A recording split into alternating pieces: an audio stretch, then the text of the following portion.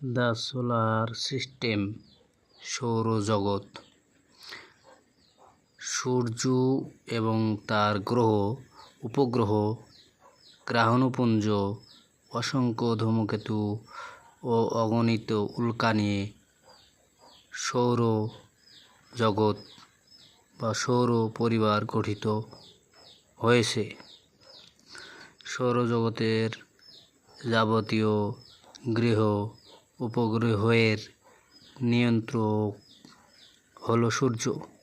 আমাদের সৌরজগতের সৃষ্টি নিয়ে অনেক মতবাদ বা বিতর্ক রয়েছে, তবে বেশিরভাগ বিজ্ঞানী মনে করেন যে প্রায় 500 কোটি বছর পূর্বে কোনো একটি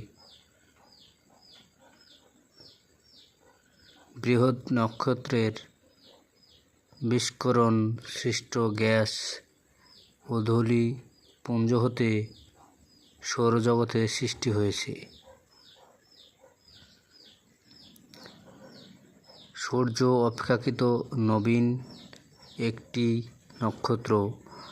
পুরো সৌরজগতের প্রায় 99.8% ভর, মাস MASS নিয়ে সূর্য গঠিত।